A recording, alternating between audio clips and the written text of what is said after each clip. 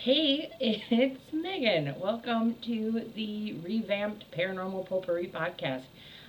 Trying for a little bit more of a laid back, more of a, I don't know, less lectury, more uh, train of consciousness thought process. So we're going to see how it goes.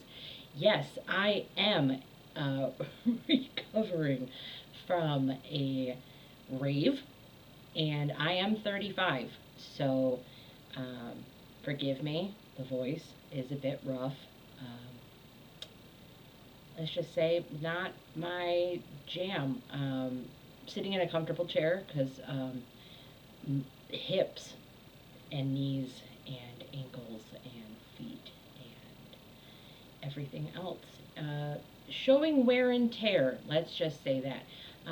Anyway, let's get down to business. You will notice if you are a video listener or video watcher, whatever the two, there is a presentation.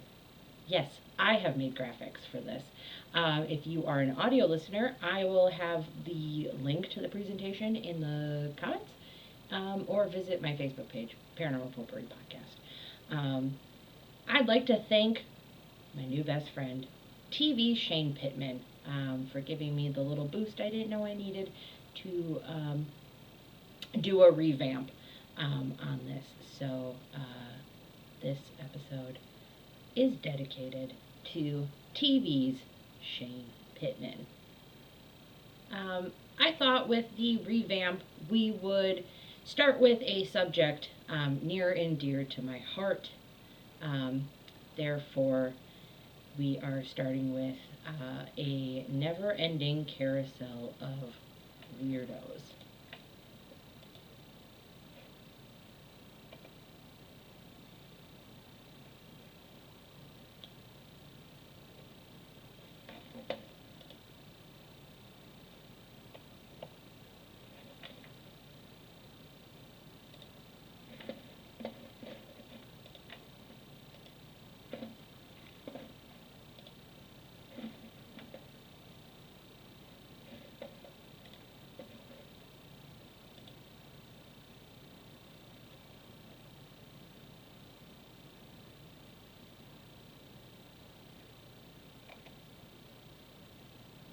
So, up first, we're starting with category one. Can I offer you a bird during these trying times? So, honorable mention goes to Mothman. Don't freak out. He'll be showing up. But we are going to be talking about this guy, the Jersey Devil. This creature, cryptid, what have you, is found in, the legends come from the Pine Barrens in New Jersey. Don't worry, we will be briefly touching on the Pine Barrens in this episode, but I have plans for a whole episode based on weird places in the United States and like England and just the places where you're kind of like, what the hell's that all about? So, as you can kind of see, feel free to follow along in the audio or do your own Googling or, hey, use your imagination. The New Jersey Devil, not the New Jersey, Old Jersey Devil, whatever, Jersey. The Jersey Devil is described as a bipedal kangaroo-like creature with horse or a goat-like head, leathery bat wings, horns, small arms with clawed hands. Most of the time they're described having cloven hooves or a forked or barbed tail. The reports from witnesses say that this creature moves quickly and emits a high-pitched, quote, blood-curdling scream. This is one of the oldest legends, I would say, in the United States, or at least in that area of the world. This dates back to 1735. And one of the legends goes that there was a woman whose name was Leeds, because if you know anything about feminist history, we don't know their first names, we just know their last names. She had 12 kids, and I guess was not excited when she got news that she would be pregnant with lucky number 13. and she declared, "Let the child be the devil." Okay, I work at a medical clinic. I see kids on a daily basis. I don't know if I would ever curse a child to that, but I have not had personally a dozen children. So, you know what? Maybe Mother Leeds had something going with this. And according to the tale, the child was born normally, cool beans, and then as children tend to do, the child immediately grew wings, a tail, and claws, and flew out the window and directly into the Pine Barrens, which is fun, speaking in an evolutionary sense, because nowadays, most times when the babies kind of poop out, they do nothing. They're just like freshly jellied potatoes. And the fact that this one grew wings and is now self-sustaining, how bad could that be? What's interesting with the New Jersey Devil is that this may have some historical context. There is actually the Leeds family and documentation going back to the time. The history nerd in me is very excited because there is historical beef. In 1716, Titan Leeds, superb name, had a beef with Benjamin Franklin. Leeds published his own almanac to challenge Franklin's absurdly popular Poor Richard's Almanac, which actually, I think about it now, it's the year 2026. I think they actually stopped publishing it either last year or this year. There's something about, I don't know. The internet is ruining all the good things. As I speak on an internet-based show. In 1733, Franklin used astrology, quite like we do nowadays, to jokingly predict Leeds' death in October of that same year. And this fucking pissed the shit out of Titan Leeds, and Leeds became incensed and publicly declared Franklin a fool and a liar for this. Franklin continued lessons in Trolling 101 and issued a rebuttal saying that Leeds may have already died. Reports are inconclusive. And what Franklin posed was that Leeds had been a ghost this entire time. The Leeds family had a bit of a reputation. They were ostracized Quakers, based on the grounds that Titan's dad, Daniel Leeds, had started publishing almanacs in and around 1687, which were full of astrological signs and writings, and within the Quaker community that was considered to be quite pagan and blasphemous. And Daniel Leeds' quote-unquote occultist-like behaviors, Titan Leeds' feud with Benjamin Franklin, who couldn't get far because of his gout, and without his oiled-up men carrying him around on a golden podium. And also this is funny, Leeds was pissed that Ben Franklin called him a ghost, but didn't say anything to contradict the claim. So he didn't say like, flesh and blood here. This kind of all culminated and added to the folk legend of the Leeds Devil living in the Pine Barrens. Fast forward a roughly 150 some odd years, there are many claims of sightings of said Jersey Devil over the years. Interesting enough, the eldest brother of Napoleon Bonaparte, Joseph, claimed to have seen the Jersey Devil around the year 1820 on his own estate in Bordertown. Also, fun fact, Napoleon Bonaparte was 5'6". You know who else is 5'6"? Me. So I take personal offense to the concept of Napoleon Bonaparte being a small man, because I am a tall woman. In 1840, the New Jersey, I don't know why, New Jersey Devil, but I'll continue calling it that way because that's how my brain is weird. The Jersey Devil was blamed in 1840 for several incidents of livestock killings. Could have been wolves, could have been a bobcat, Could have just been a drunken Quaker. I don't know. Except I don't think Quakers can drink. So that might not happen. Some of the most famous sightings and the best recorded sightings come in 1909. And we were talking about January 16th to the 23rd. Newspapers in the area published hundreds of encounters with the so-called Jersey Devil. And this spanned over the area of South Jersey and most of Philadelphia. Claims that someone had been attacked on a trolley car in Haddon Heights, and then a bunch of people in a social club in Camden claimed that the Jersey Devil roughed them up and spit on their shoes or whatever. Police allegedly fired at a creature with little to no effect. There were footprints left behind in the snow of a mysterious creature that was recorded. There was a rumor that went on through this week that the Philadelphia Zoo had posted a $10,000 reward for anyone capturing it, and this spawned hoaxes upon hoaxes, including someone not at the zoo, so this was on their own volition, got a kangaroo. It's 1909. What the fuck? Included a kangaroo equipped with his own fake claws and bat wings.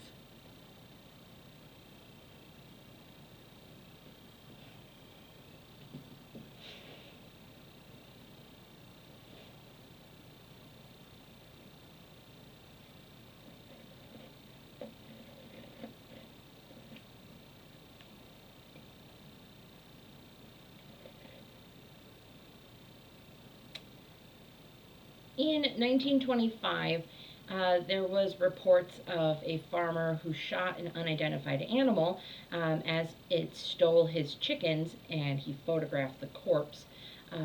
This was claimed that none of the 100 people that he showed the photograph to could identify what the creature was. And in 1937, a red-eyed creature was spotted by residents near the Pine Barrens in 1937. So not a lot of sightings since the early 1900s. I can only assume someone shot them. But we'll discuss in a little bit some theories about what the Jersey Devil might possibly be.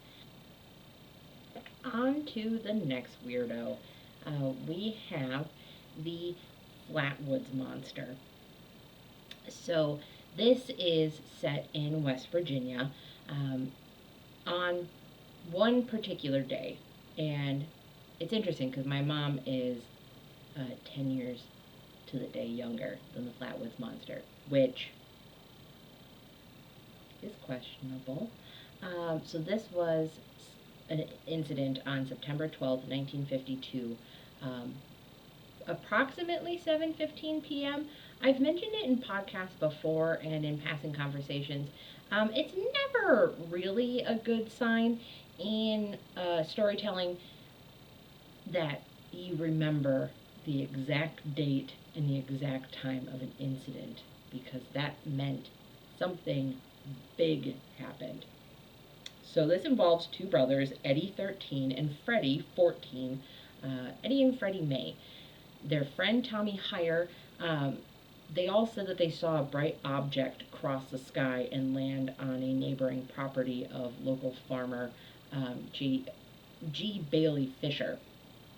So the three boys went home, told Kathleen May, Eddie and Freddie's mom, so she gathered up a crew of the most trustworthy people that she knows, local neighborhood children. So we've got Neil Nunley, at the time 14, Tommy Heyer, who was 10, that came along with Eddie and Freddie, Ronnie Shaver, who was 10, Kathleen brought her cousin, and he was a West Virginia National Guardsman named Eugene Lemon, who was 17, and Lemon's dog. We are looking at, essentially, Hillbilly Scooby-Doo. And I have here in my notes, nothing screams reliable as all get out as a group of teenage boys. They got to the top of the hill, and Nunley said that they saw a pulsing red light, and behind this light was this strange mist that was kind of just coming out and going across the ground. Lemon aimed his flashlight in the direction of the red light and saw a tall, man-like figure with round red face, surrounded by a pointed hood-like shape. The creature glided towards the group with a ominous hiss. Lemon screamed and dropped his flashlight as they ran away. I just want to remind you, even though he's part of the West Virginia National Guardsmen, he is also a 17-year-old boy. So you're going to shit your pants if something like what you see on screen is coming towards you. Descriptions of the creature vary from eyewitnesses to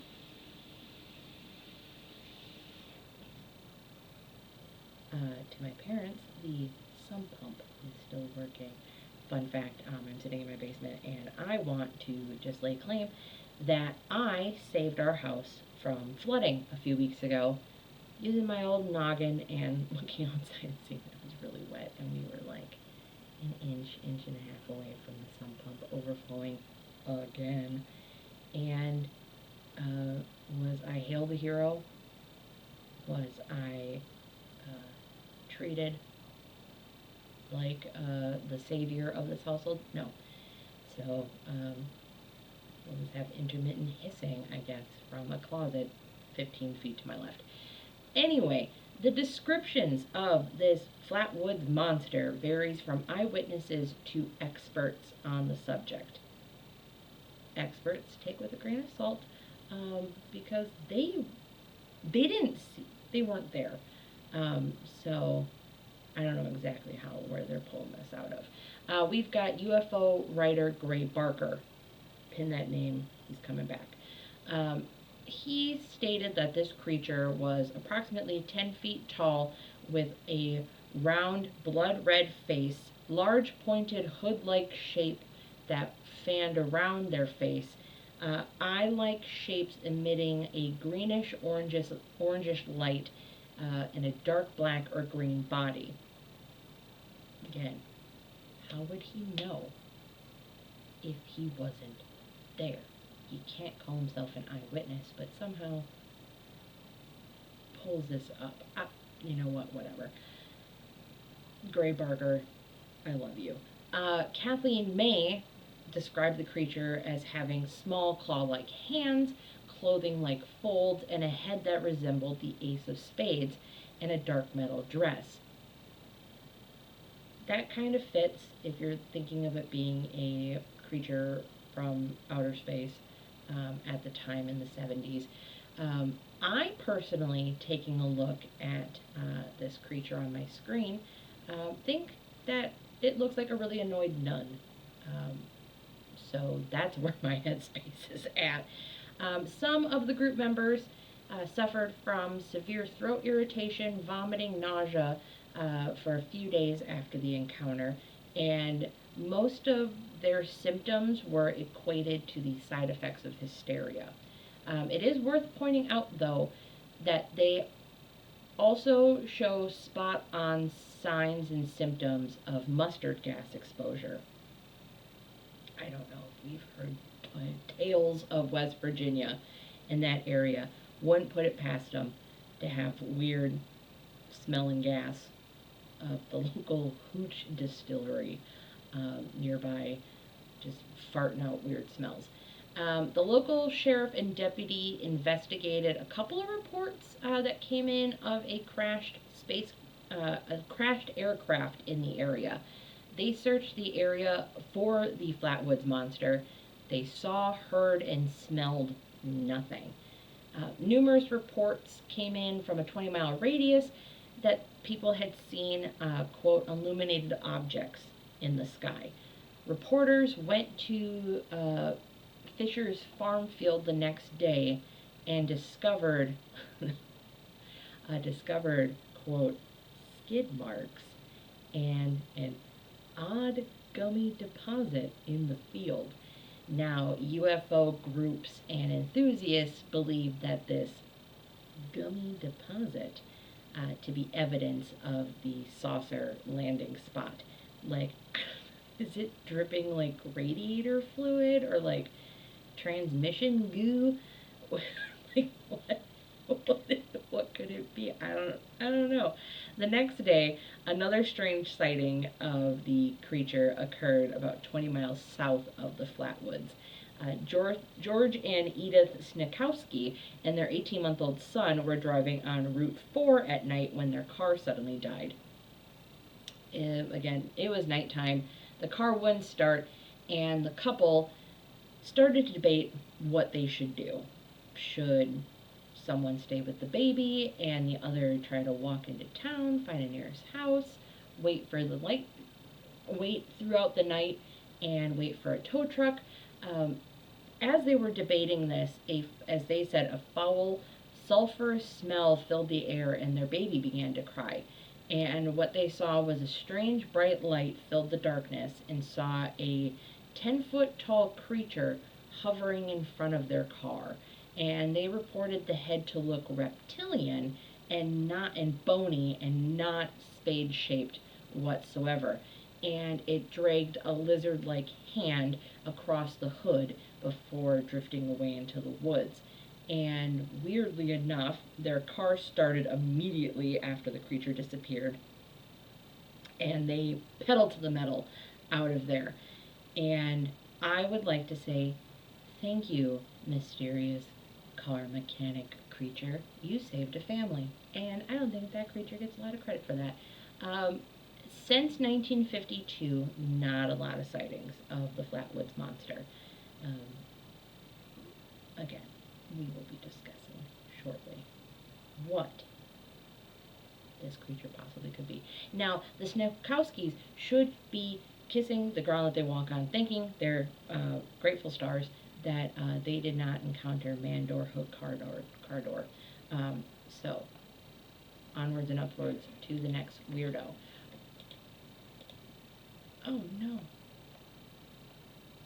Okay, momentary failure. We are looking at the Dover Demon. We are moving back up into the New England range of Massachusetts. This was sighted between the evening of April 21st to April 22nd in 1977, which means the eyewitnesses are still available to tell their tale. And we'll talk about one of them in just a little bit. 17-year-old Bill Bartlett is the most credible witness to the Dover Demon. And he said his experience started while driving at night, as all good stories go. He saw a creature about 4 feet tall with glowing orange eyes with no nose or mouth that was on a watermelon-shaped head. And this creature sat on top of a broken stone wall. Later that day, 15-year-old John Baxter reported seeing a similar creature, and the following night, 15-year-old Abby Bramham saw a creature on a wall near her house. All the teens were asked to sketch the creature, and Bartlett famously wrote on his sketch, "I, Bill Bartlett, swear on a stack of Bibles that I saw this creature." News of the Dover Demon sightings were kept under wraps until the beginning of May, while this was being investigated by local and national unexplained phenomenon groups like MUFON, which is short for the Mutual UFO Network. I am hoping for an application. All the instances of the Dover Demon sightings were plotted out on a map, and they lay in a straight line over the course of 2 miles. Coincidence? I don't know. But ain't nothing quite like a coincidence.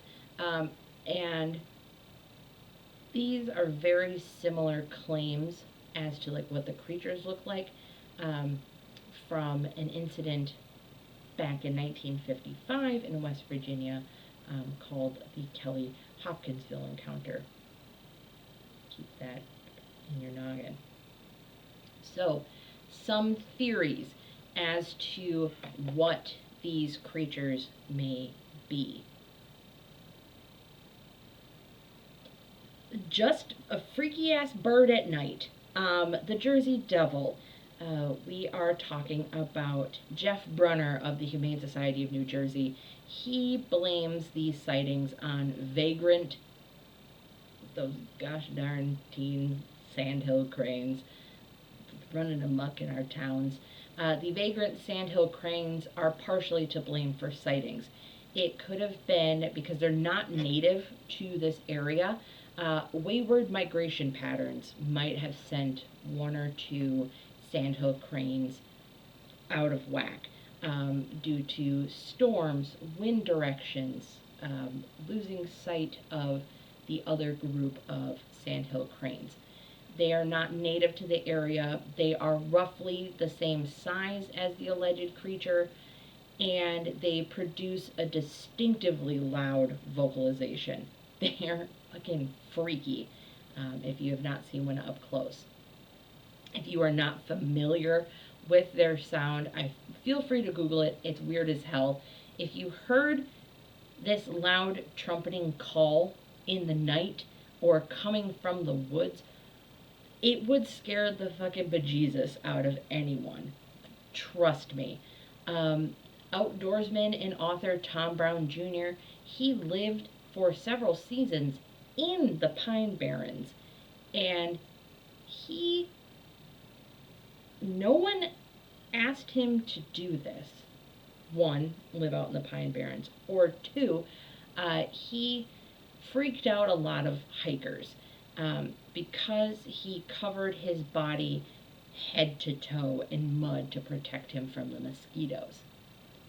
Now, there's another theory. So we've got just a freaky ass bird at night, a mud monster man, and now writer Dan Evon drew similarities to the Jersey Devil and an existing megabat species that's found in Africa called Hypsaganthus monstrosus. Feel free to Google that or head to the link to find the presentation, because what the hell is this thing? I'm sorry. God must have taken a day off the day he let someone make that thing. Good God. Now, do I think it is a bat that flew all the way from Africa? No. But you gotta take a look at what it looks like compared to the Jersey Devil, and it ain't far off. We are moving on to the Flatwoods Monster. My friend and yours, Joe Nickel, who is part of the Committee for Skeptical Inquiry, concluded that the light in the sky that the boys saw was most likely a meteor. The same night, there was a meteor observed across 3 states, Maryland, Pennsylvania, and West Virginia. They all tracked it going that way. Air Force intelligence allegedly, again, to the NSA agent who will be listening to this, I said allegedly, sent 2 plainclothes officers posting as magazine writers to investigate, and they determined that the UFO was a meteor that appeared to be landing when it disappeared over the hill. And the meteor theory was verified by the Maryland Academy of Sciences because its trajectory lines up with it traveling when it was spotted in Baltimore, Maryland, and heading towards final destination of Flatwoods, West Virginia. The pulsing red light that they may have seen could have been aircraft navigation beacons. From the hill where they saw the light go down and where the creature came out of, there were 3 flashing aircraft beacons that were visible from the area of the sightings. Also the fog, it was dusk. It gets foggy. The creature depicted here was a extremely freaked out owl. Once again, just a freaky ass bird in the night. The shape, movement, and sounds reported are consistent with the silhouette, flight pattern, and call of a startled barn owl. Most likely, the owl was perched on a lower branch, which you can see in the picture here on the right. And the foliage beneath it, so we're talking like bushes and branches and everything, made up the lower part of the creature. So the darker, metallic-y looking, if you've ever seen like dew on leaves, the clothing folds are the different branches and the shadows and everything. So we are kind of looking at that. And witnesses couldn't agree on whether or not the flatwood monster had arms or not. And then it was combined with everyone saying it had claw-like hands, match up with barn owls gripping a tree with its talons. So perceptions get heightened due to anxiety, which then distort images and memories. The lingering symptoms, again, were consistent with hysteria and overexertion.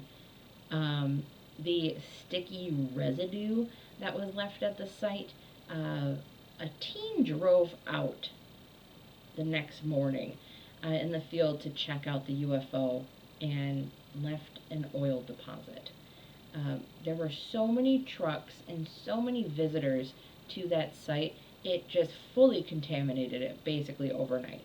So any credible like sticky alien goo has to be tossed out. Joe Nickel later on, I want to say like in the early 2000s, was taken to the site by Max Leonard, who was the teen that left the residue. Yikes. And they took his modern day pickup truck, and Nickel describes having to watch Max Leonard shift into four-wheel drive and take a cross-country shortcut through the field, and it's rough and tumble out there, folks. And Nickel quoted in his article, Max, have you ever piloted a UFO before? And Leonard's answering smile said that he had not. And the strange smell with lingering side effects, that eerie mist, according to locals, the grass in that area always tended to give off a bad smell anyways. You know, the fart grass. And the fog was settling in, like I said, over the hillside at dusk. So, just a freaky-ass bird at night. Oh, spot the difference. Showed this to people at Pottergrass Pear Fest last weekend in Michigan. I made myself a cryptid. This was my little teaser for the revamp, and honest to God, I see no difference on the screen. I will post these pictures. They're pretty good. But yeah, I see no difference between me with a jacket posing on a tree, flared out, to a spooked out barn owl. So, am I the Flatwoods Monster?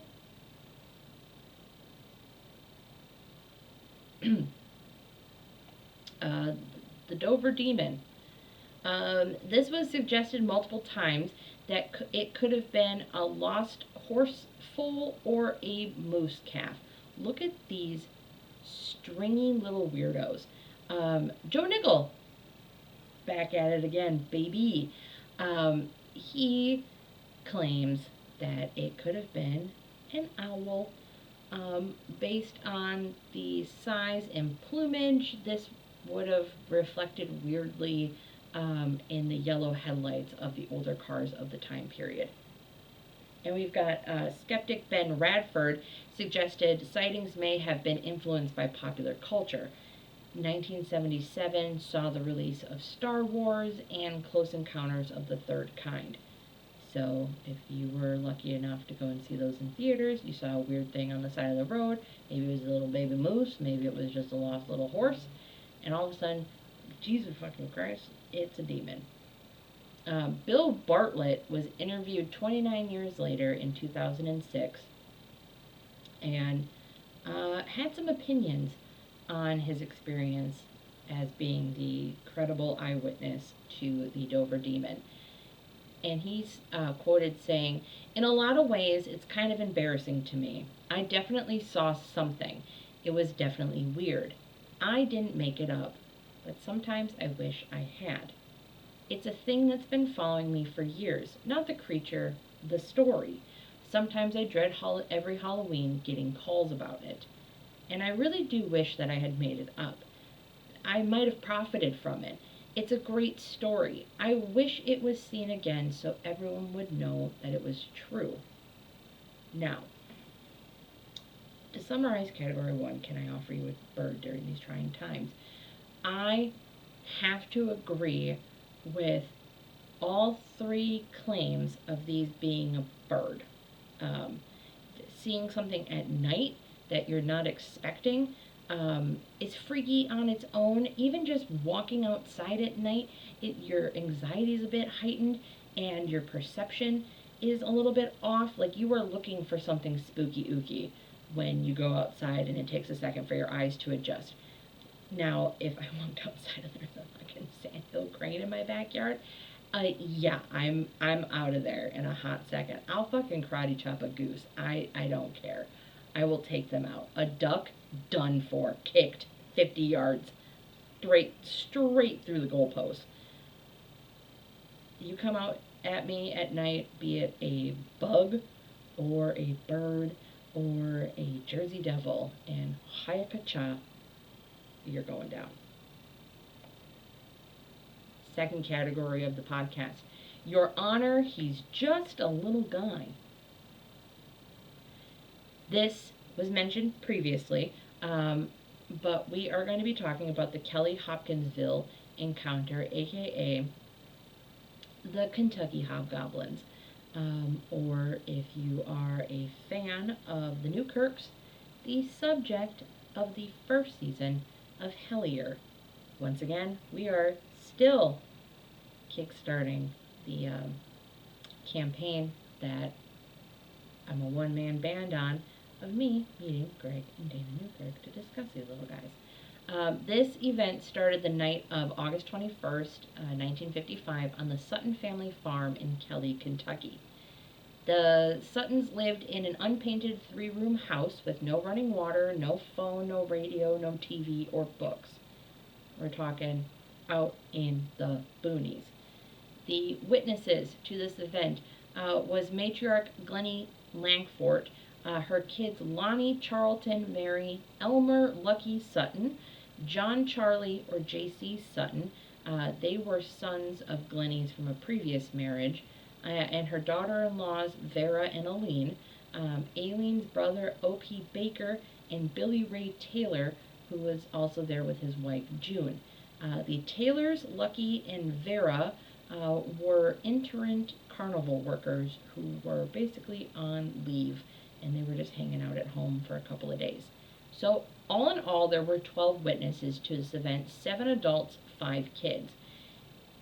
Now, imagine you're a small town police station, and you see about 3 trucks pulling up, middle of the night, and 12 humans come barging into the local station, and they are vibrating with panic and energy. They are claiming that small creatures from a spaceship had been attacking their farmhouse all night, and they had been shooting guns at them for nearly 4 hours. Police Chief Russell Greenwell said these aren't the kind of people who normally run to the police for help. What they do is reach for their guns. And the guns aren't working. So if these people couldn't trust their guns and went to the cops, what's more credible than that? The family friend Billy Ray Taylor, as the story goes, was out getting water from a backyard well and saw a silvery object, real bright, as he claimed, with an exhaust all the colors of the rainbow. He watched it move silently towards the house. It passed over it, and stopped in midair and just dropped down. He ran back into the house, told everyone what he saw, and they all just laughed it off. About an hour later, annoyed with the nonstop barking coming from their dog, Lucky, Sutton, and Billy Ray went to the back door and saw a strange glow, and standing in that glow was a small humanoid creature. They described it as about 3.5 feet tall with an oversized head, almost perfectly round, its arms extended almost to the ground, its hands had talons, and its oversized eyes glowed with a yellowish light. That's the cutest fucking thing I've ever heard. Now, Sutton and Taylor grabbed a 20-gauge shotgun and a .22 rifle and started firing at who they called the little man. The creature moved towards the house, did a flip, and then boogied on into the darkness. Again, that's the cutest thing. Just think, look at him. Little guy, do a little boop boop, do a little flip. They saw another creature looking through the side window, and they fired through the window screen. And just like the first little man, this one did another flip, and it also disappeared into the darkness.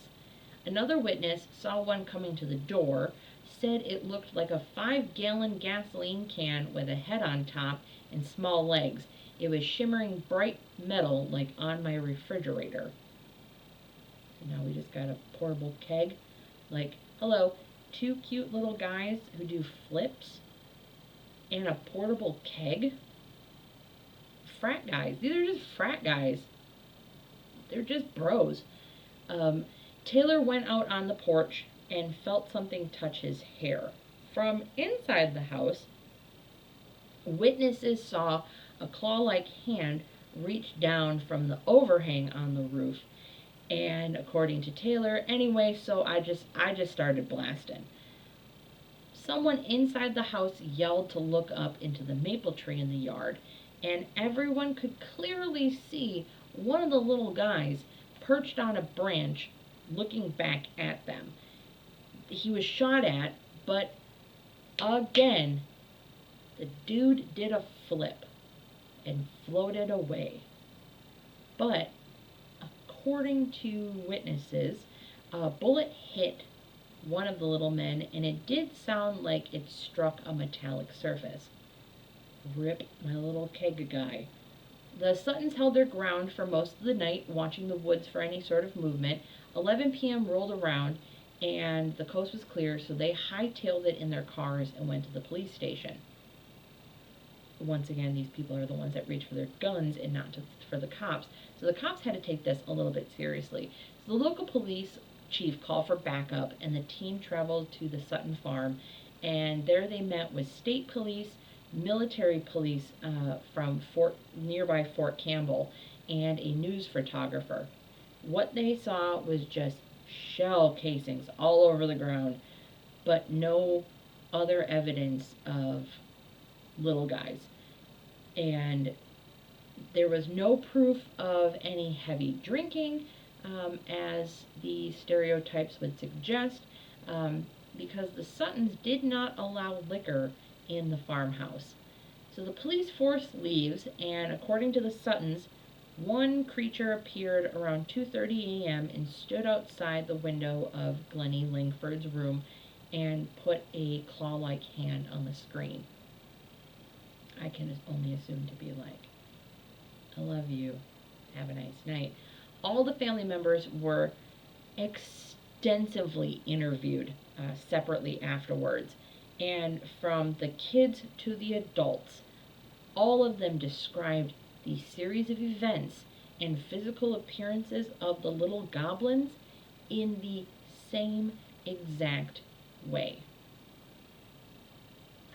How are you going to argue with that? On to the next little guy.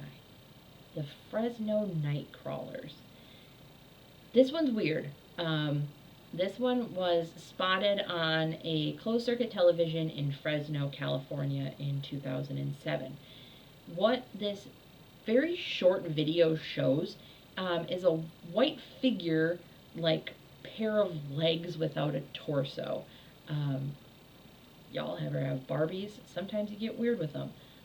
Or like Sid's toys in Toy Story, the one with the Barbie legs with the crane head.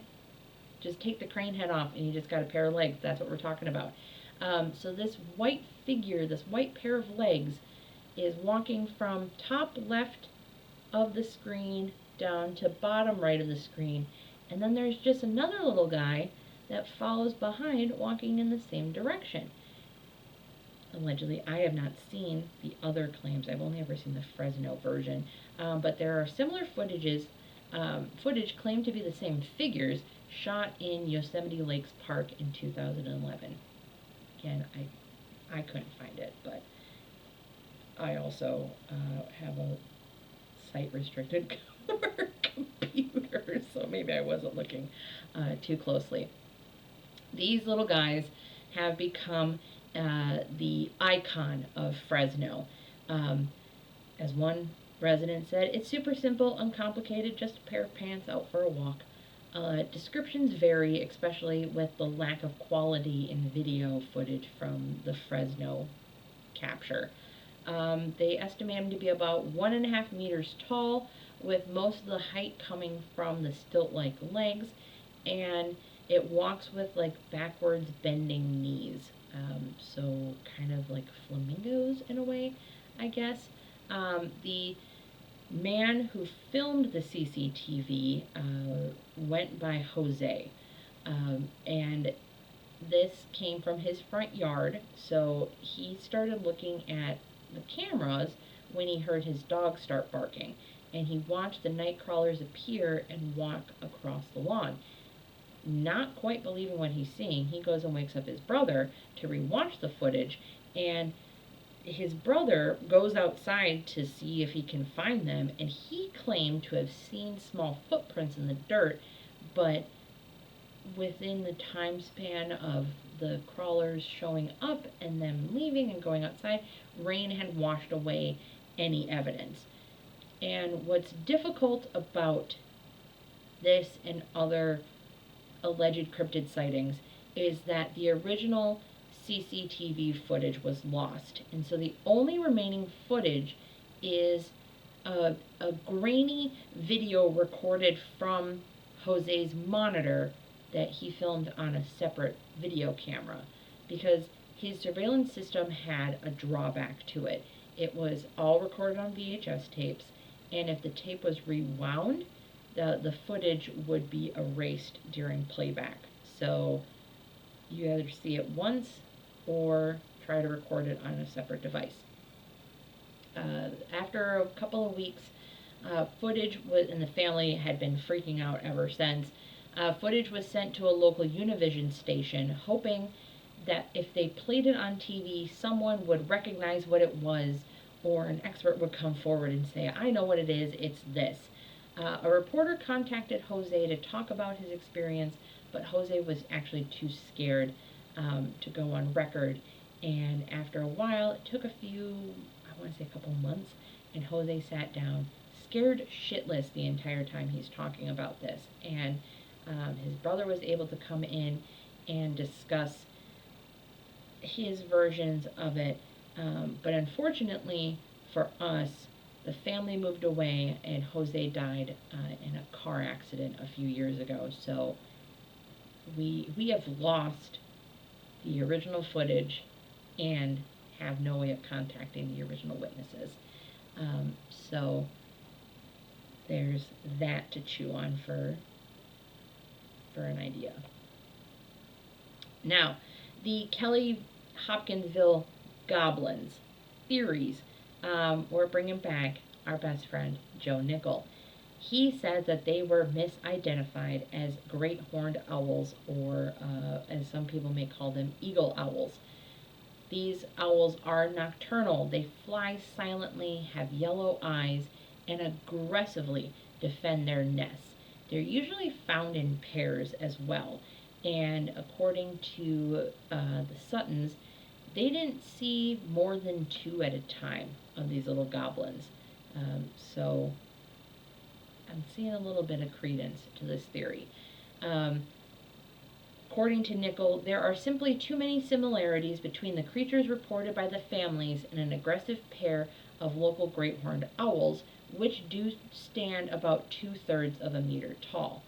Um, there were also reports of meteor sightings around the same time, so that the bright light streak that Billy Ray Taylor saw going across the sky could have just been a stray meteor. Now, UFOologists come to the table, and they bring that the witnesses described an odd luminous patch along a fence where one of the beings had been shot, and in the woods beyond, a green light whose source could not be determined. Glow sticks. Little the frat boys throwing a rave. That has been debunked as kind of a weird thing, not frat boys. But this description is consistent with a plant called foxfire. It's a bioluminescent fungus on decaying wood, and in certain circumstances, it can emit its own light. Hence, idiot. That's what it's called. Again, stereotypes of us being in West Virginia, being in quote-unquote hillbilly country in the backwoods. You can't not bring up Kentucky moonshine. But according to witnesses and locals, Glennie Langford was a, quote, no-nonsense matriarch. She did not allow alcohol on her property, nor cursing was allowed. So we're talking about stone-cold sober, backwoods Appalachian folks who couldn't trust their guns and went to the cops. That, if I saw that in the year of our Lord 2026, I'm heading to a bunker. That's apocalyptic. End of world shit right there. The witnesses and cops also went and looked for hidden stores of moonshine on the off chance that maybe the guys from the carnival had been smuggling stuff in, but no such luck. Because some of the Suttons worked for the funerals, good God, worked for the carnivals, there were claims that there were circus souvenirs, aka some skeptics believed that the little guys were monkeys that Billy Ray and Lucky brought back from the carnival and set them out as a prank, and it kind of backfired. So if that is real, there are backwoods monkeys in the Appalachian Mountains. And I can't think of anything scarier, honestly, than that. The Fresno Night Crawlers. I remember watching the episode on Sci-Fi of their fact or fake paranormal files where they tried to recreate these guys, and they attempted to investigate if the footage was a hoax, and they proved it inconclusive. It was filmed on a potato at this point in time, and without the original source material, without having the original witnesses available, you just have to live off of what you see on the screen. And if experts can't figure that out, you think someone with a Reddit username is going to do that? I don't know. It was also brought up that maybe they were a Native American legend. This was debunked.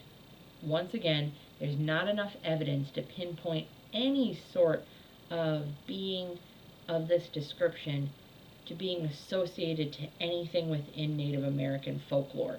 Their mythology is full of spirits and tricksters and anomalous beings, but none of them match up with the night crawlers. There was a YouTuber named Captain Disillusion who created a GIF of night crawlers walking in an alley by using a melon, and then digitally removed the top half of his body. So theories abound that this was just a puppet, an elaborate prank, a staging. It was a pair of white pants being manipulated with wires, and it was digitally altered to remove the scaffolding or support system. Once again, this was also done on the Fact or Fake show as well. Lots of people have tried to do it. A toddler could point out that it was fake. Find yourself the Fresno Nightcrawler footage. Take a look. Read a book. Reading Rainbow, that shit. My personal opinion on these things, with the Kentucky Hobgoblins. Have you seen how huge a great horned owl is, though? We have a pair that live in our backyard on a pine tree in our adjacent neighbor's house. They're fucking huge. And this tree's 30, 40 yards away from our backyard. And they're like, boom, this big sitting on top of it. So, like, I can only imagine if you're a hillbilly with no access to TV, radio, phones, anything like that, and you see one of those things, yeah, it's going to freak you out. It is very similar in descriptions of the Jersey Devil, the Dover Demon, the Flatwoods Monsters. There's way too on the nose with previous claims. So you have to think, you're out in the boonies in Kentucky, how much outside news is traveling? Have they heard tale of the Jersey Devil? Have they heard of flying creatures at night that light up and the UFOs? The Flatwoods Monster happened in West Virginia in 1952. This is not that far off from the Kelly Hopkinsville encounter. So they would have heard about this. According to Google Maps, it is a 7-hour drive from Kelly, Kentucky to Flatwoods, West Virginia. So I don't know about you. I don't think you're going to have a lot of necessary travel 7 hours out of the way. I don't think you're going to find passerbys going through that. Now, with part of the family being carnival workers, there is a chance of, creative freedom and gaining attention for future carnival appearances of the goblin survivors. Or maybe they were in the region of the Flatwoods and heard about this and said, hey, we got an idea. Let's try to make some money off of this. But there are no claims of that being a draw for any audiences, though. I don't know what carnival they worked for. I don't think that they had, like, hey, come hang out with the goblin people. But with them wanting to make money off of it, the family did charge 50 cents to enter their property, $1 for their stories, and $10 for taking pictures for the curiosity seekers that descended to their property after their news broke out. The one thing I'm stuck on, though, is out of the 12 that gave their reports, if only 1 or 2 of the stories matched up. Like, of course Billy Ray and Lucky Sutton are going to have very similar stories because they were the ones on the front lines. They were the ones shooting at these creatures. So it should, be in par for them to be the ones that with the most credible descriptions of it. But all 12 having the same, like, it happened at this time, this happened next, bring in the next person, it happened at this time, this happened next. All were, some were in the house, some of them never even left the house, some were on different parts of the property, but they all line up. And how do you argue against that? Group hysteria, freakish, once-in-a-lifetime telepathic connections between all of them. If only 1 or 2 matched up, then yeah, everyone else is fucking nuts. But a dozen people, kids to adults, all agreeing on what they saw and the same things that they saw, I don't know what to do with that, honestly. The night crawlers, like I said, I don't know. Either way, they're cute as fuck. I watched the episode. I remember watching it and being like, hell yeah, they're gonna get this. They couldn't, even faking it, their puppetry that they made didn't even match up. Like, you could tell that it wasn't right. And again, lack of original evidence, lack of original witnesses. We just have to go off of what we have, and it's been just a legacy of freaky pants, walking freaky pants that was recorded on a potato 20 years ago that we are now left to speculate over. So discuss amongst yourselves in the comments on what you think it is, but we're moving on to the last category, which is my favorite.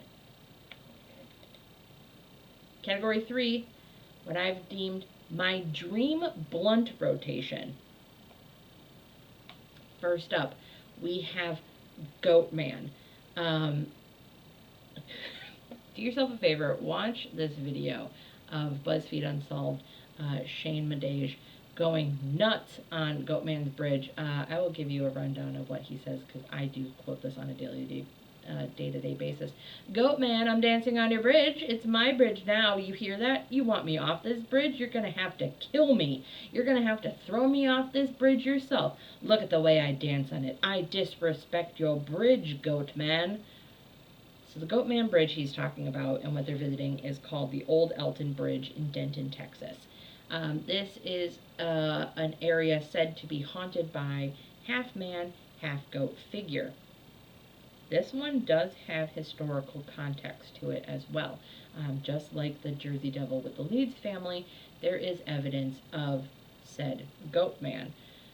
This was a black farmer named Oscar Washburn, who was later nicknamed Goatman by the locals, and he had on the Alton Bridge a sign directed towards his farm that said, "This way to the Goatman." This was in the 1930s in Texas, so I hope you get where I'm going at.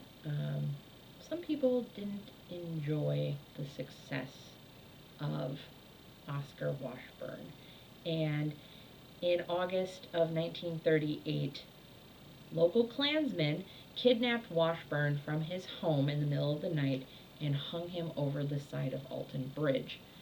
They went down the side of the river to see if he had died, and they noticed that the noose was empty, no body to be found. Panicking that he had escaped their clutches and had gone back home and would report them to the police, the Klansmen returned to his house and slaughtered his wife and children while they slept. Totally normal response. So legend goes, if you crossed over that bridge at night, on the other end of the bridge, you'd be met by Goatman. Feel free to visit if you want. We are moving for another Goatman legend, again by another bridge. This is in Prince George's County in Maryland. This is set in the late 1930s. The story is set in the 1930s, but the tale or legend originated in the 1970s that followed a string of disappearances and deaths of multiple dogs in the area. There was a creature resembling a goat-human hybrid that was claimed to have a human face but with a body covered in hair. Now, debate rages over whether it being a hairy humanoid or a human with a lower half of a goat, a la Mr. Tumnus.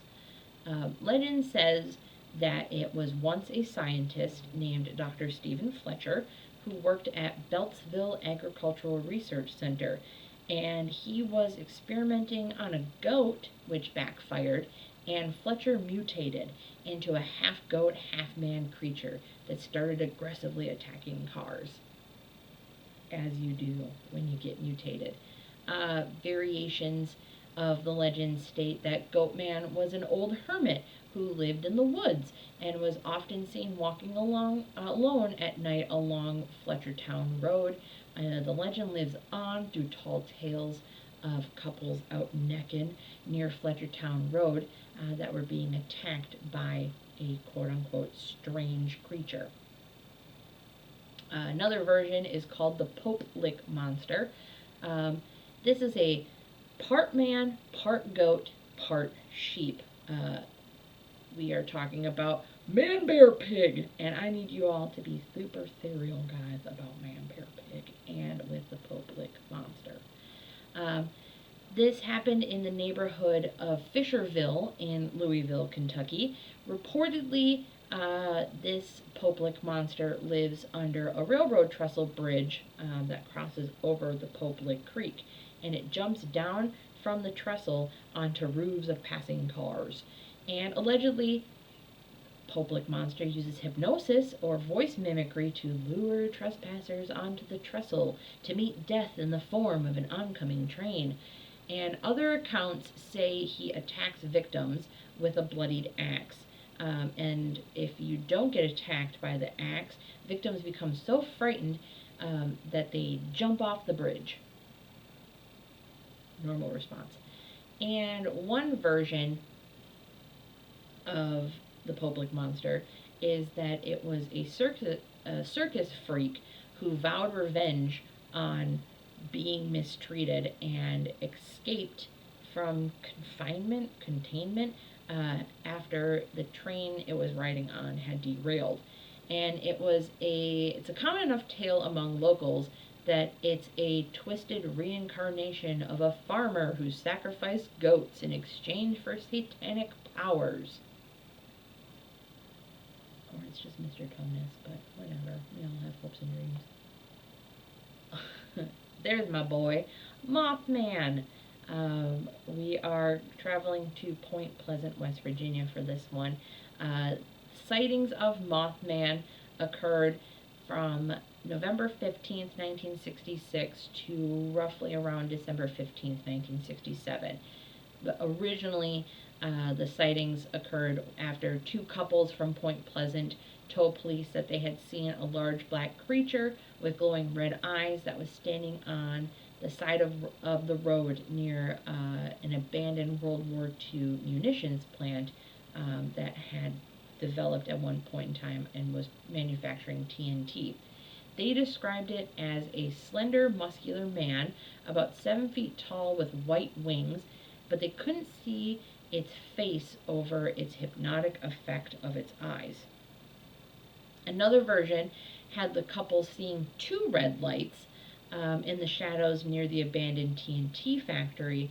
They stopped the car, and then they realized the glowing lights were eyes, and they described it as a large animal shaped like a man but bigger, maybe 6.5 or 7 feet tall, with big wings folded against its back.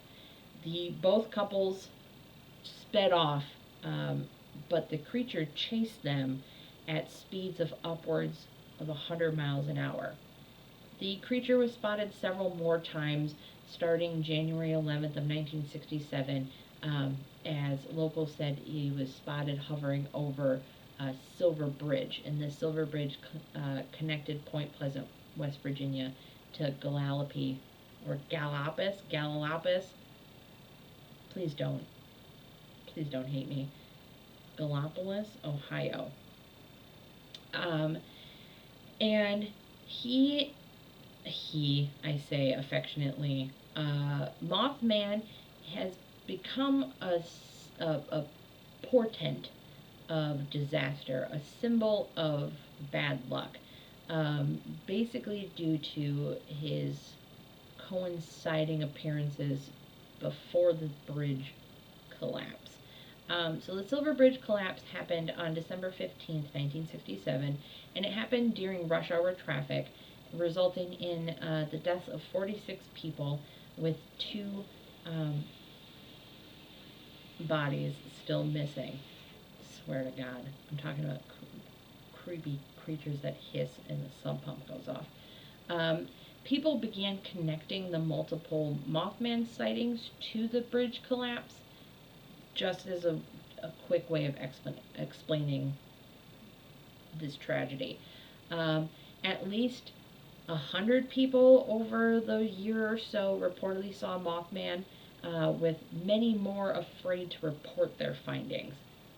Gray Baker, who we mentioned earlier, was a prolific writer of UFO and paranormal phenomena, introduced Mothman to a larger audience in 1970 with his book The Silver Bridge, and I would say more famously, John Keel took the cake with his 1975 book, The Mothman Prophecies. So The Mothman Prophecies is Keel's own investigation of the claims around Point Pleasant and the subsequent paranormal encounters that he experienced and other people experienced after Mothman, like the unexplained UFO sightings and the terrifying encounters with men in black. Not Will Smith, not Tommy Lee Jones, men in black. And last but not least, in the blunt rotation, we have Bigfoot. Hard to pinpoint sightings, but most common Bigfoot sightings you're going to find are in the forests of North America, so we're talking United States and in Canada. And particularly, we're going to focus most of our sightings in the Pacific Northwest. Why? Beats the hell out of me. Bigfoot is described as a large, muscular, and bipedal human or ape-like creature covered in black, dark brown, or dark reddish hair. But if you're anybody in my family, we know Bigfoot has salt and pepper hair and falls asleep during family events. What's up, Dad? Bigfoot is estimated at a height of 6 to 9 feet, and some claims range him between again, Bigfoot could have boobs. I don't want to be sexist, but they range up to 10 to 15 feet in height. They have broad shoulders, no visible neck, so basically Forrest version of Grimace from McDonaldland, long arms and glowing red or yellow eyes. Now, I would like to know how I could create my own museum like this or get a part of it, because Michael Rugg, owner of Bigfoot Discovery Museum, claimed to have smelled Bigfoot at one point in time, and he said this: imagine a skunk that had rolled around in dead animals and had hung around the garbage pits. Delicious. In 1929, an Indian agent and teacher by the name of J.W. Burns worked in British Columbia and published a collection of short stories from, forgive me, the Sta'alis Nation, mostly about what they called the wild people. And Burns was the man who coined the term Sasquatch, which roughly translated to hairy men in the Halquamilem language. And the First Nations described him as the wild people, so not just Sasquatch, the wild people were described as a tribe of hairy people whom they claim have always lived in the mountains and in tunnels and caves. In 1958, Jerry Crew, a bulldozer operator for a logging company in Humboldt County, California, discovered a large set of 16-inch human-like footprints deep in the mud in Six Rivers National Forest. The logging crew started attributing the weird phenomena around the camp to something they called Bigfoot.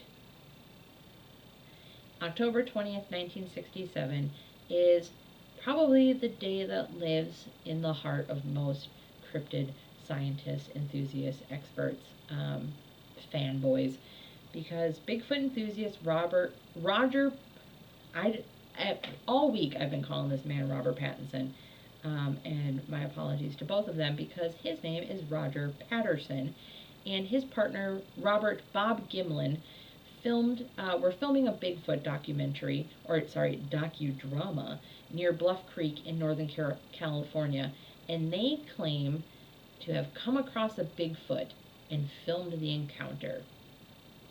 This is a 59.5-second long video aptly named the Patterson-Gimlin film. This is the most iconic and well-known piece of Bigfoot-related history and lore. The picture actually used in the presentation is a still from the Patterson-Gimlin film. So, theories about these guys. Goatman. It's just a legend. I think Goatman came as a tall tale to keep people away from railroad trestles. I mean, they're over rivers, they're over overpasses. These are very narrow bridges, specifically for trains. They can be wide enough for cars, but they're pretty dangerous to be on and around, mainly because of the whole train thing. Trains don't stop fast and they hurt if they hit you. I also think they needed a better explanation, like a literal scapegoat. What better finger pointy thing than Goatman for what was killing these dogs, rather than, facing reality or trying to figure it out on your own. Maybe it was a bobcat, maybe it was a coyote, maybe it was a weird dude that was out there, an unknown serial killer. We don't know. But it's easier to blame Goatman on something unseen rather than facing the truth of it's someone in our community doing this. It's Bob down the street. Nope, it's Goatman. Easier said than done. Mothman.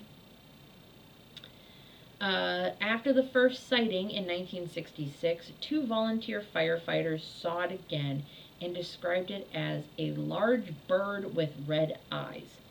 Mason County Sheriff George Johnson believed the sightings were due to an unusually large shite poke. And a shite poke is an old country name for a heron, affectionately easily translated to a shit sack. We call them up in my neck of the woods cream shitters. Duck. You see 2 sandhill cranes going up in the sky. They're going to eject a payload before they go. So cream shitters, shite pokes, shit stacks, big old birds, what have you. We are back with the sandhill crane, because who else investigated this? That's right, say it with me, Joe Nickel. And sandhill cranes can get as tall as a man, so you're looking at 5.5, 6 feet, depending on how big a fucking bird you're dealing with. And they can have up to a 7-foot wingspan and have, as you can see in the photograph, a reddish coloring around their eyes. Once again, not really native to the area. This could have been a bird or a series of birds that wandered out of its migration route, because it's not recognized in the region as a native bird. Another bird he brought up was a barred owl, kind of like the great horned owl from before. The glowing eyes are actually caused by a red eye effect from the reflection of a light source into animals' eyes. You'll notice I have my little ring light on. I should have red eyes. I don't, because of the bars and cones in my eyes, my windows, my soul. In the same area, in 1966, a snowy owl was shot by Ace Henry, and it was described in newspapers as a giant owl due to its nearly 5-foot wingspan. In summary, if it's not a pair of walking pants, or like a baby horse, it's a big fucking bird that no one recognizes. Sorry to burst your bubble. My bubble's been burst several times in this episode. Now, going to Mothman either being the cause of the Silver Bridge collapse or being an ominous, foreboding presence. Investigation into the wreckage discovered a failure in one single piece of eye bar in one of the suspension chains as the primary cause of the collapse. And they stated that the collapse was inevitable once this chain was severed, as suspension bridges are in constant equilibrium with one side or the other. and the technology needed for inspection wasn't developed enough at the time to detect the stress corrosion crack in this eye bar. So, due to this being one of the deadliest, if not the deadliest, bridge collapse in American history, they upped the technology to look for the stress corrosion in eye bars in suspension bridges. It just happens to be coincidental that the sightings happened leading up to and around the time of the collapse. And oddly enough, once the bridge collapsed, Mothman was no longer seen. Another concept, another theory brought up is that Mothman could be an alien, a supernatural manifestation, a previously unknown species of animal. It's the animal theory. It's unlikely an animal, a creature. It's been studied, and it's been brought up. It's called the square cube fallacy. A creature of said height of 6 to 7 feet tall and having a wingspan of 10 feet wide wouldn't be able to fly. It's just physically impossible. So, seeing if it's a giant moth or a big ass bird, chuck it in the fucking bucket. It's not going to work. The supernatural manifestations or alien, I can see being a little bit more real. John Keel claimed that residents of Point Pleasant experienced precognitions, dreams of the Silver Bridge collapse. There were various reports of UFO sightings, visits from inhuman or threatening visits from men in black, and a lot of other unexplained phenomena. With Bigfoot, it has been brought up that it could be misidentified as a bear on its hind legs. Bears freak me out anyway, because they're friend-shaped, and if not friend-shaped, why not a hug? But God, if you look at them standing up, that's just creepy and weird, and they have no neck, so they are, again, the grimace of the forest. Black bears stand roughly 5 to 7 feet tall, with mature grizzly bears standing around 8 to 9 feet tall. And sightings of Bigfoot tend to go hand in hand with sightings of areas with documented black bear or grizzly bear populations. Another concept is that it's a human. In 2017, a shaman wearing clothing made of animal furs was vacationing in North Carolina and caused a huge ruckus for a lot of alleged Bigfoot sightings.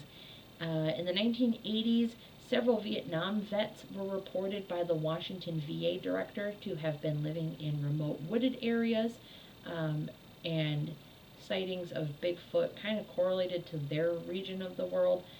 But they were living out there due to severe psychological damage of being part of the Vietnam War. Scientists and experts like to bring up the concept of the missing link, being an extinct ape species called Gigantopithecus or Paranthropus. Even my own anthropology professor in college brought up that there is a jump in skull structure in human and Homo erectus lineage that has no explanation for the teeth patterns and the facial structures. There is a missing something. Could it be a missing human? I don't know. Or it's brought up that it's just a really good hoax, that these men in the 1960s, people have brought up the fact that they have found wooden footprints people have, that their grandpappy died, and he's been one of the biggest Bigfoot believers in the world, and then all of a sudden, he dies, they go in the garage, and then all of a sudden there's like 18 pairs of Bigfoot feet, and he's been the one, making the money off of it. You're talking about really well-crafted costumes. The Patterson Gimlin, they were out there making a docudrama. Not a documentary, a docudrama. So, could it be an actor in a suit? I don't know. You've got elaborate carvings of feet, people sending in hair samples. Misattributing animal calls like Bobo, on finding Bigfoot. He's big on trying to call for Bigfoot. Sometimes it's just a weird animal in the woods. Um, Dudes in ghillie suits. My cousin Adam has ghillie suits. Is he Bigfoot? I don't know. But my dad's called Bigfoot, so maybe. I don't know. My personal opinions on this. Goat Man. South Park did it first with Man Bear Pig, and where do they draw their inspiration from? Fucking thin air. Be super serious, you guys. Al Gore wants us to pay attention. Just like most urban legends, Goat Man is a way to keep people away from dangerous locations, or making them think twice about doing something that they're not supposed to do, like teenagers going to Lover's Lane, Fletchertown Road, and making out. It's past curfew, Billy. Get home. Um, I think it also would have made national news if a scientific experiment turned a human into a hybrid. We don't live in the Marvel universe where having a crush and getting bitten by a mutated spider is an elaborate allegory for puberty. Be serial. It's not real. Mothman, it's inevitable if I hang out with my shaman friends, this will be brought up because I think they like hearing me and Sean go on about this. Our burgeoning theory, developing theory, is that Mothman and some of these cryptids entered in through a rift or rip in the fabric of space and time. That they are a creature or a being from an alternate universe or a timeline that is trying to get back to where it came from.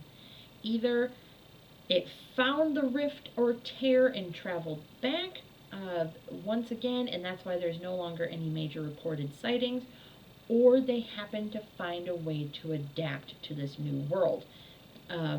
Imagine a moth getting trapped into your house and how it continues to ram itself against the windows and doors trying to get back out. Now you have a semi-intelligent being who is trying to knock into the windows and doors of the universe, trying to get back to where it's from. The adaptation to a new world could lend some credence, and kind of explain the identity of someone that John Keel kept talking to by the name of Indrid Cold.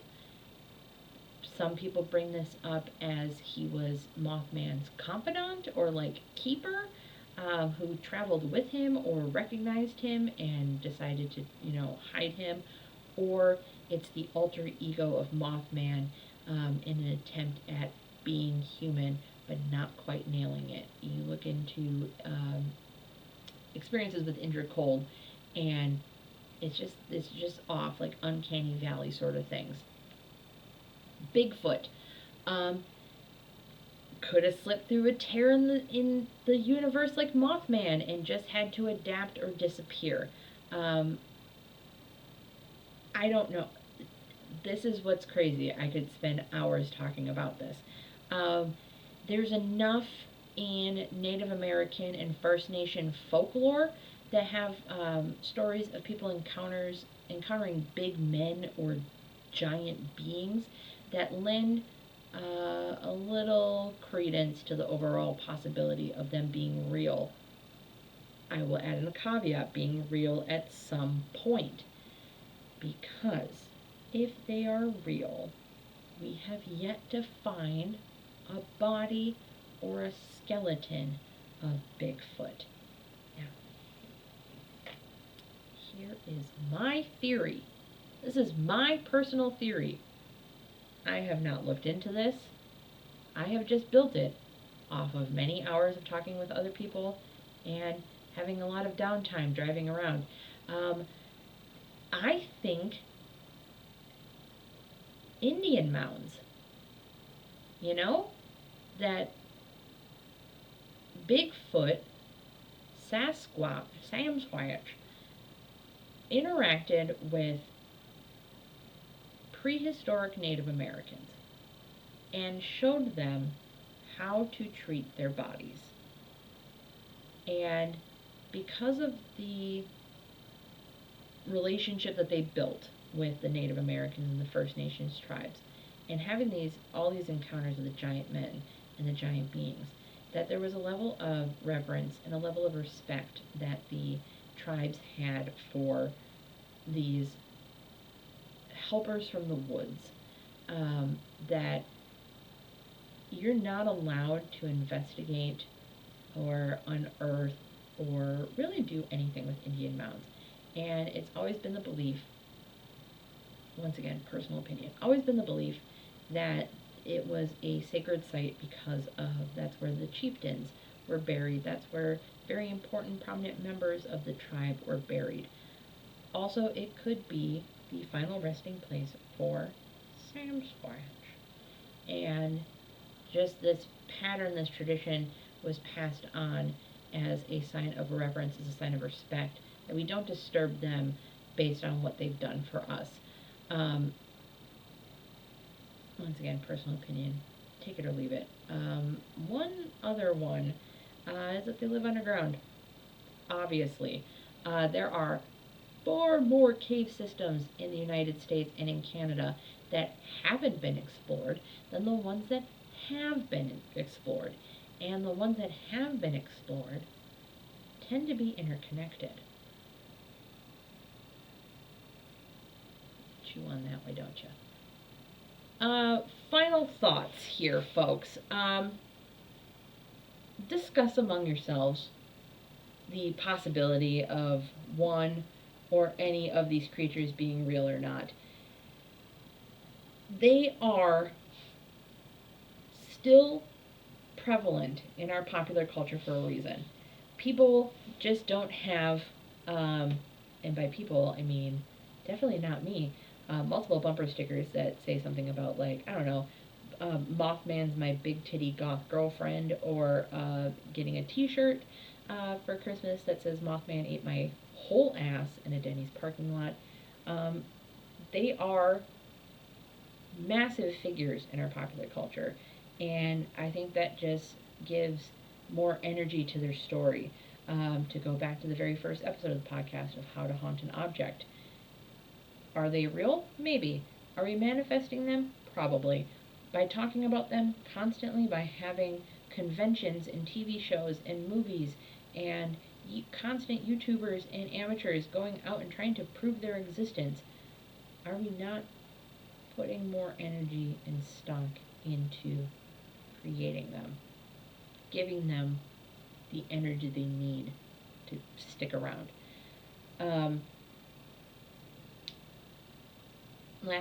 Last thought, err on the side of anything being unexplained just being a big fucking bird. Plain and simple. Look up sandhill cranes, look up herons, ostriches, emus, pelicans, fuck. Any of the weird birds that you're not used to, figure out migration patterns. For now, just make yourself easy at nighttime and just tell yourself it's a big fucking bird. That's what I'm gonna tell myself. And try not to get shit on, will ya?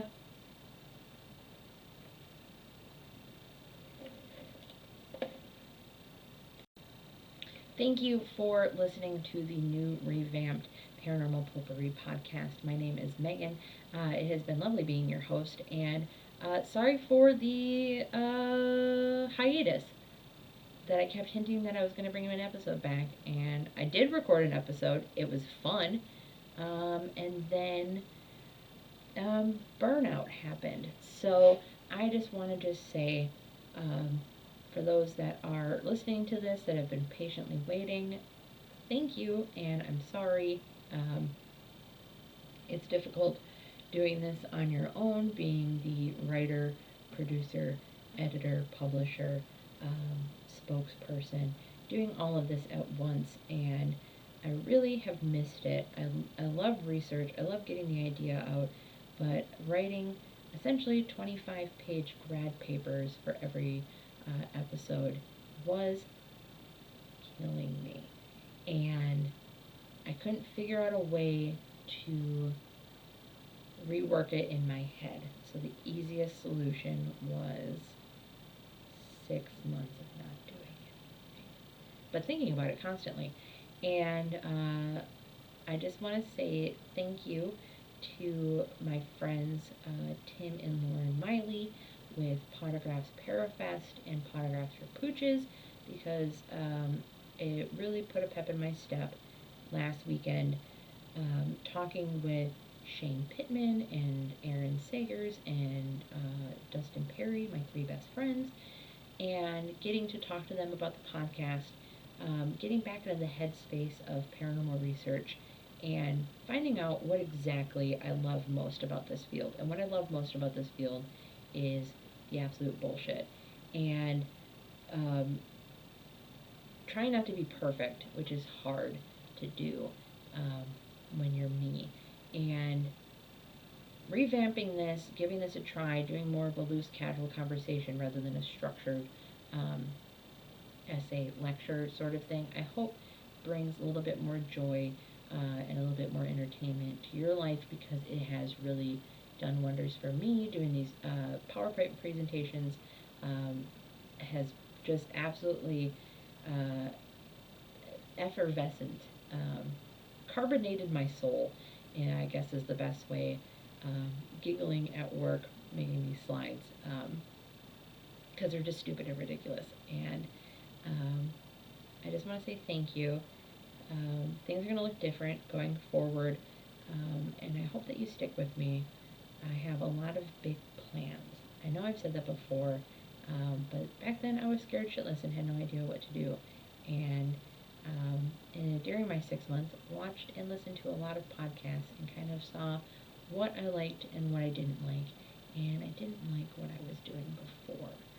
So in that time span, I chopped my hair, thought about getting new tattoos, lost about 40 pounds, and just kind of looking at getting a new perspective on what I enjoy and how I bring forth that information. So if you stuck this long with me rambling on about my life, thank you.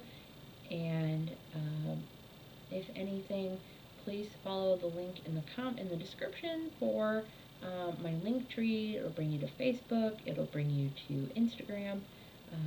I am reworking on my website, so keep an eye out for that. Big things coming down the pipeline, so I'd appreciate you sticking around. And that's all. Thanks.